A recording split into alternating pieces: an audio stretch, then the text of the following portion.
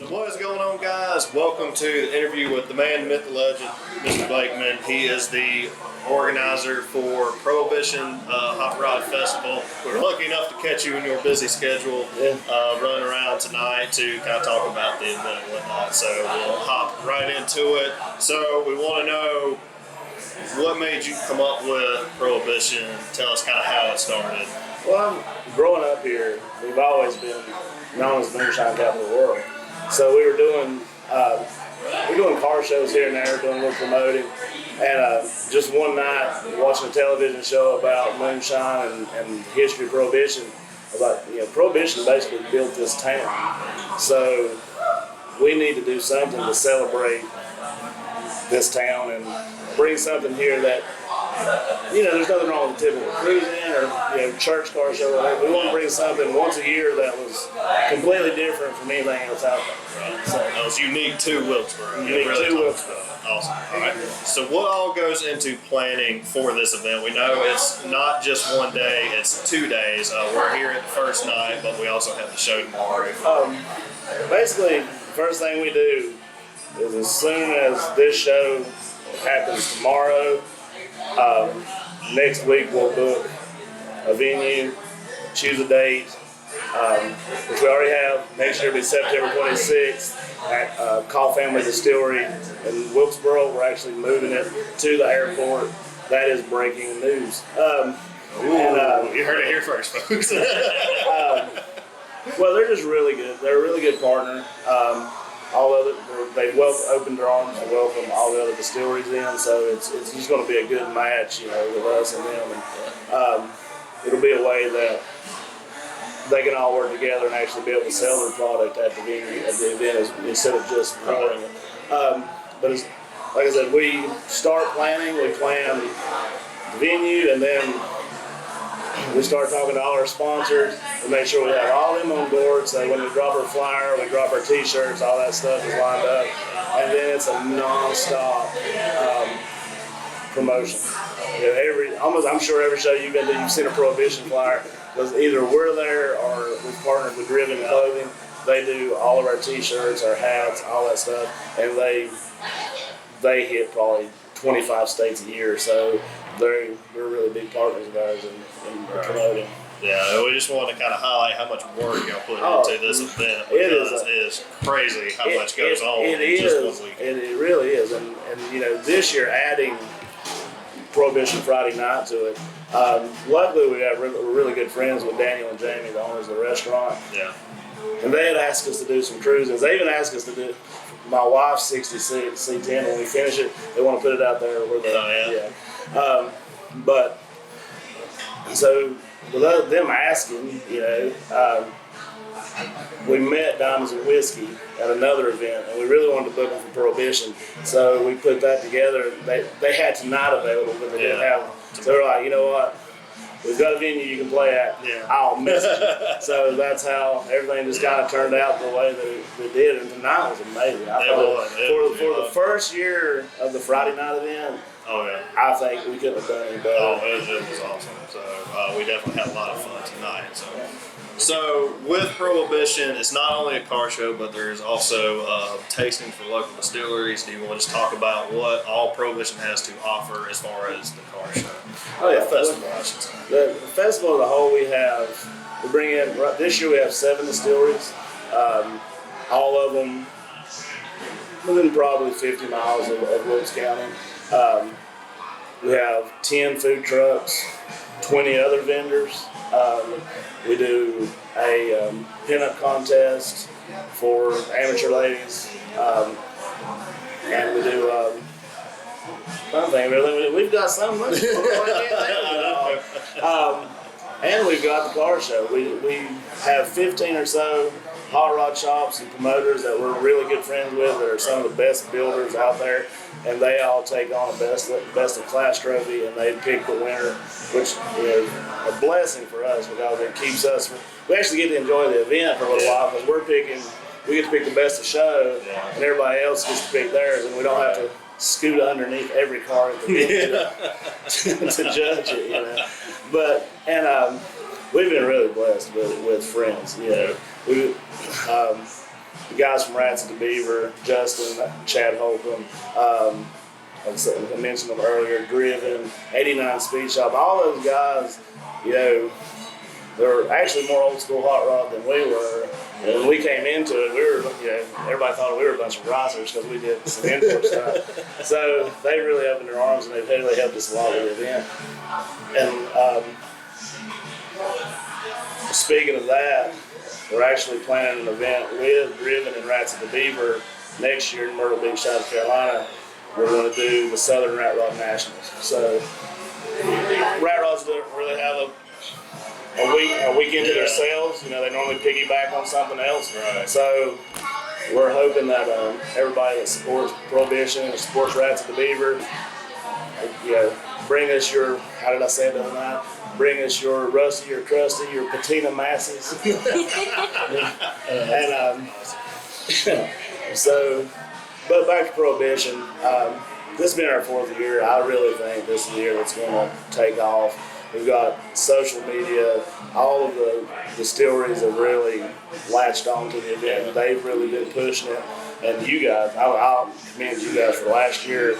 Your video did amazing for us because, like, literally, you gave everybody the experience of, yeah, you can come here, you can drink, like the trophies are cool, everybody's nice, you know, it's that kind of thing. So we really appreciate it. Well, no problem at all. And then this year it's going to be way more in depth. We've got a lot more content. So I'm excited to see it. You know, I'm going to share it to the moon. It's what I do. All right, so Wilkesboro Crew is the group that puts on the event. So just talk a minute about who you guys are, what y'all do. I'm the old man of the group, so I'm the one that beats everybody into submission. No, we actually formed in 2007, and our original name was America's Most Wanted. I had been in a compact car club in the 90s called America's Most Wanted. Everybody loved the name, and that's what they wanted to do. Well, that quickly was, you know, that's how car clubs do. Well, there was 5 of us that stuck in there. And we didn't have a name. Like, we didn't have a car club name. We were just going to car shows and having a good time. And so everybody else in the car scene, like, started calling us the Wilkesboro Crew because we didn't have a name. We were just from Wilkesboro. Everybody else is from, you know, bigger cities, and we're from up here in the sticks. And we've done that with clean cars, and they're like, yeah, what in the world? Where are these guys from? So after about 6 months of being called the Wilkesboro Crew, we were like, you know what? Sounds good. We're the Wilkesboro Crew.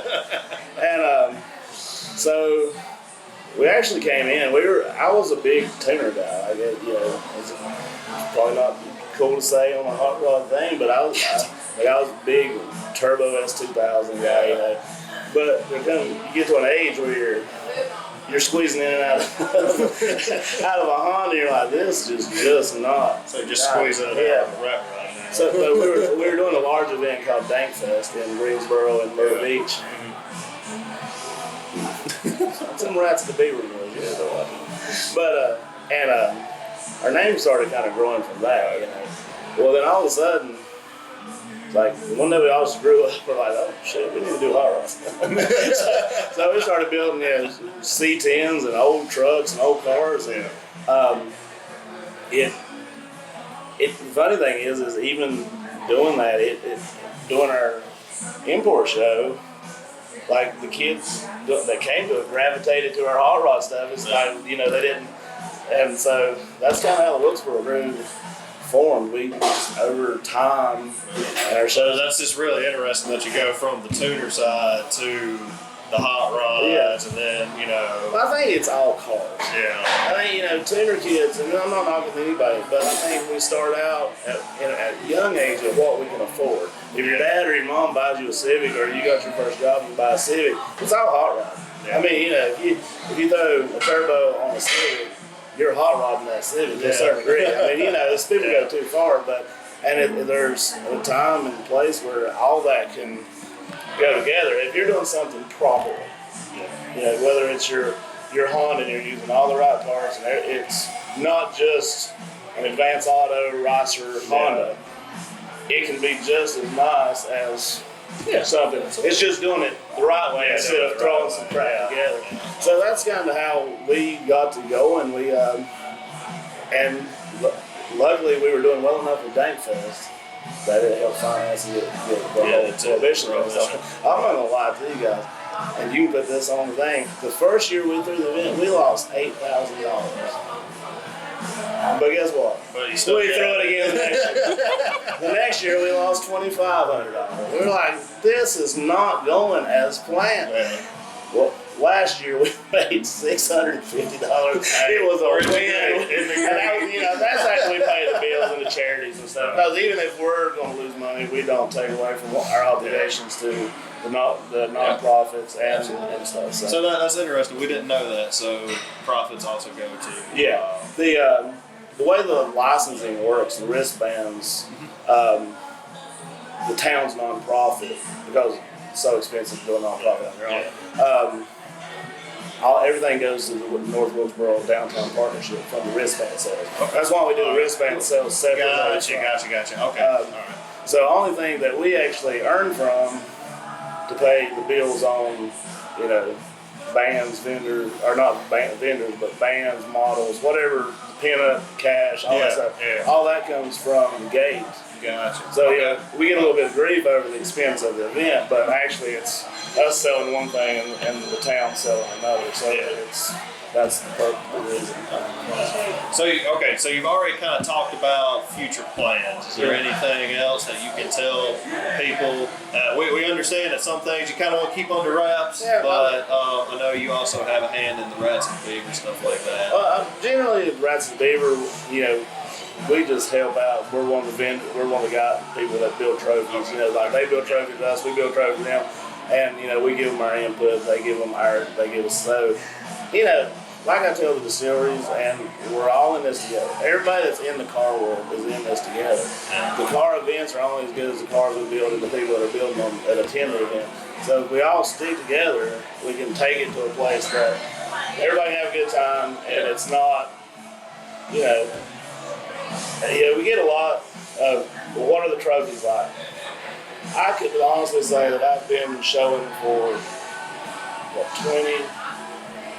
almost 20 years, or 25 years, and I could care less about an award. Right. And it's about supporting the events and supporting somewhere to take our cars and do stuff. Yeah. With everything going on in the world, you really don't know how long we're going to be able to keep cars. It's called a downward slide. So we need to enjoy it and enjoy each other while we have each other. And that's why we wanted to come back to Prohibition again. We had so much fun the first time, and it just seems like it has grown immensely. Just I'm hoping that and I hope next year it's. I think moving it back into warmer weather. Right. Yeah, because it was cold last year. I do remember it's a little concerning with the beach. Like we were talking about doing the beach in October, so so don't miss that. Yeah, the beach is October.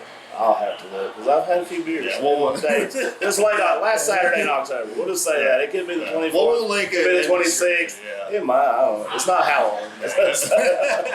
So we have that coming up. Is there anything else coming up? And I know you had mentioned moving the site for Prohibition too. Yeah, it's just room. We've talked about calling. We've actually talked about the fairgrounds here in town too. Yeah, so it could be either and or. But one thing that will hold true is we will have Prohibition Friday night again here next year because this just worked out well. I think next year they'll allot the room that we asked for because I don't think they really believed. I can understand. They've never been to Prohibition. Right. They've never been to one of these Friday night of anywhere. So it was a lot of fun tonight and a really strong showing for the night before the show. Yeah. So hopefully that translates to tomorrow. A lot of people that worked all day and you're going out to Wilkes by God County in the middle of the evening after you worked all day just to watch them. They're getting more popular, but to watch a band you don't know and hang out with people you don't know, it's a really good turnout. It really was. But it was a lot of fun. We look forward to it next year. So we'll be sure to put that on our calendar. Once y'all release the new updated information, we'll be sure to add that. I'm excited. We've got to get you guys down the beach. We've got to get you guys rats to beaver next year. We're going to try our best. Yeah, so, we have a good time, and no PBR goes undrank that day. I That's awesome. I think I drank enough PBR last year that my ankles literally swelled, and I felt like I was 50-year-old. So we'll jump down there close, but that's beside that. Well, we appreciate you taking the time to talk with us. I'm really happy that now we can show the viewers, the crew behind this event and what goes into it, what they can expect. Well, Really excited for tomorrow. So really thank you so much. Thank you. A lot of fun. So guys, we're going to head out here in just a little bit. So we'll see you guys back at the hotel.